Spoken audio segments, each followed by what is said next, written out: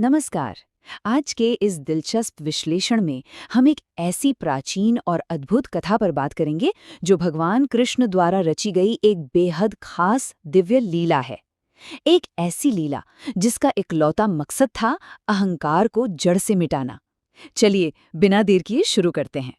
अब जरा इस एक सवाल पर गौर कीजिए। आखिर वो कौन सा एक अकेला प्राणी था जिसने एक ही झटके में भगवान विष्णु के सबसे शक्तिशाली अस्त्र, उनके दिव्य वाहन और उनकी महारानी, इन तीनों का घमंड एक साथ चकनाचूर कर दिया। ये रहस्य अपने आप में शक्ति और विनम्रता के एक महासंग्राम की नींव रखता है। भाग 1, अहंकार की काली छाया। तो कहानी शुरू होती है द्वारका से।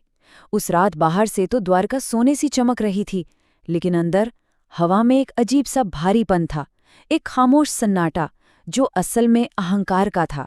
भगवान के सबसे करीबियों को ही इस अहंकार की दीमक ने अपनी चपेट में ले लिया था। मुख्य रूप से 3 तरह के अहंकार पनप रहे थे। सुदर्शन चक्र को अपनी अजय शक्ति का घमंड था, रानी सत्यभामा को अपने बेजोड़ रूप का, और गरुड़ को अपनी अद्वितीय रफ्तार का। शस्त्रागार में रखा सुदर्शन चक्र अब सिर्फ एक अस्त्र नहीं रह गया था। वो अपनी ही चमक के नशे में इतना चूर था कि उसे लगने लगा था भगवान कृष्ण की सारी शक्ति उसी से है। उसकी सोच कुछ ऐसी हो गई थी कि अगर मैं नहीं तो कृष्ण तो बस एक साधारण ग्वाले हैं, मैं ही धर्म का रक्षक हूँ, मैं अजय हूँ। उधर महलों के अंदर का हाल भी कुछ ऐसा ही था। रानी सत्यभामा दर्पण में खुद को निहारते हुए अपनी ही सुंदरता में खोई हुई थी। उनका घमंड तो समय और मर्यादा की सीमाएं भी पार कर चुका था। वो मन ही मन सोच रही थी कि अगर त्रेता युग में भगवान राम ने मुझे देख लिया होता तो वो माता सीता को भूल जाते। जरा सोचिए अहंकार किस हद तक पहुंच चुका था। और अगर आसमान की बात करें तो बादलों के बहुत ऊपर पक्षीराज गरुड़ अपनी प्रचंड गति के नशे में उड़ रहे थे। उन्हें पक्का यकीन हो गया था कि पूरे ब्रह्मांड में उनसे तेज कोई है ही नहीं। उन्हें लगता था कि उनकी इस उड़ान के बिना तो स्वयं भगवान भी बिल्कुल अधूरे हैं। भाग 2, श्री कृष्ण की दिव्य लीला। अब इन सब के बीच अपने कक्ष में आराम कर रहे श्री कृष्ण बस मुस्कुरा रहे थे। वो सब कुछ देख रहे थे। वो जानते थे कि उनके अपनों के मन में क्या पनप रहा है। उन्हें ये गहरी बात पता थी कि किसी भी भक्त का सबसे बड़ा दुश्मन कोई बाहर का दानव नहीं होता, बल्कि उसके अंदर बैठा उसका अपना मैं, यानी उसका अहंकार होता है।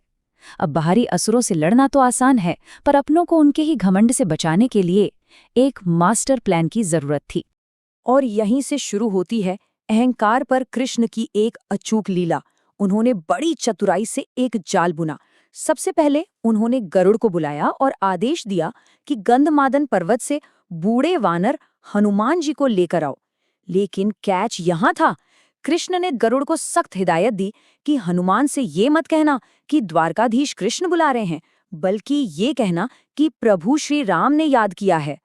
और गरुड़ पूरी तरह अनजान इसी जाल की ओर उड़ चले। भाग 3, गरुड़ और सुदर्शन का पतन। अब यहाँ गरुड़ और हनुमान जी की गति के बीच का जो अंतर है ना, वो बहुत ही शानदार है।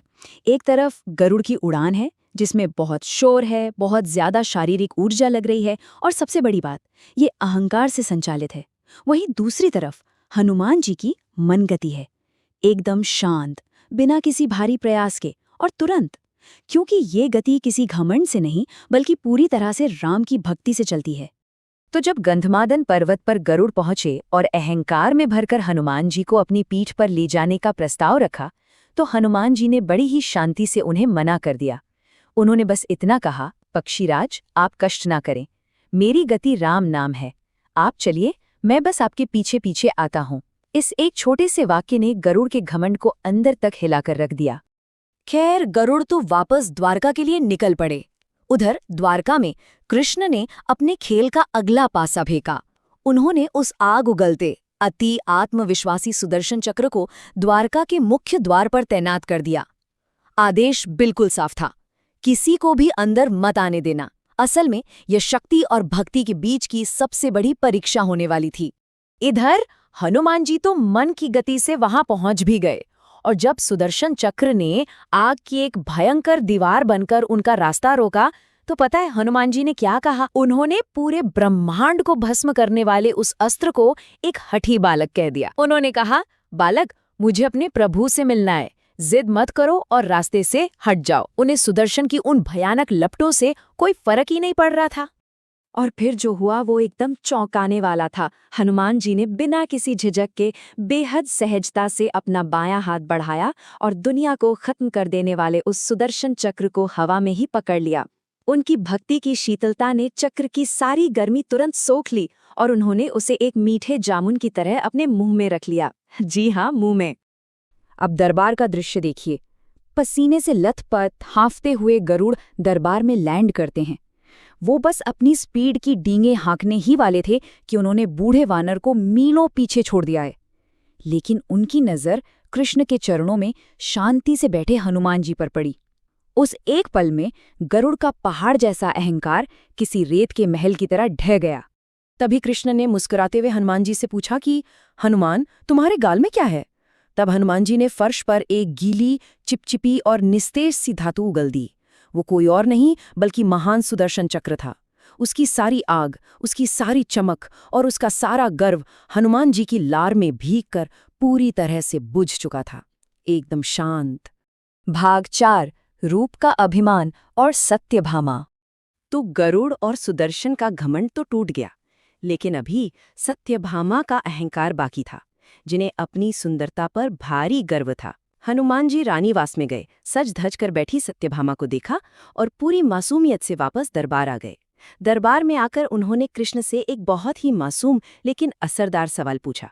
प्रभु, मुझे क्षमा करें, लेकिन माता सीता कहाँ है? सिंहासन पर ये कौन सी दासी बैठी है? उफ! इस एक शब्द दासी ने सत्यभामा के उन भारी गहनों और उनके रूप के घमंड को पल भर में राख कर दिया।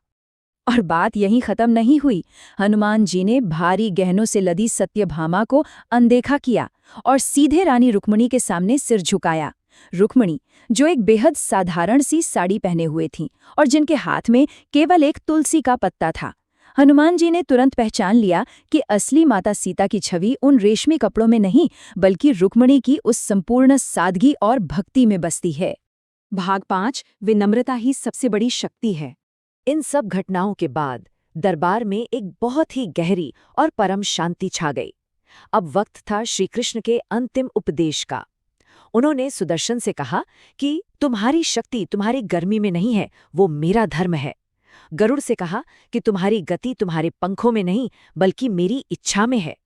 और सत्यभामा को समझाया कि सच्ची सुंदरता शरीर की नहीं होती, बल्कि एक समर्पित आत्मा की होती है। और ये सब मुमकिन हुआ सिर्फ हनुमान जी के कारण। अगर हम हनुमान नाम के अर्थ पर गौर करें तो हनन का मतलब है नाश करना और मान का अर्थ है अहंकार। इस नाम में ही इस पूरी कथा का सार छिपा है। हनुमान जी असल में अहंकार के सबसे बड़े विनाशक हैं।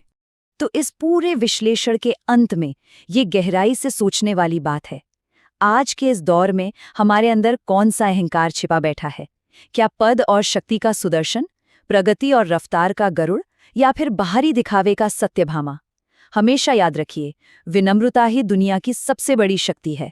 इसी विचार के साथ हमारा आज का ये विश्लेषण यहीं समाप्त होता है। आशा है आपको कुछ नया नजरिया मिला होगा।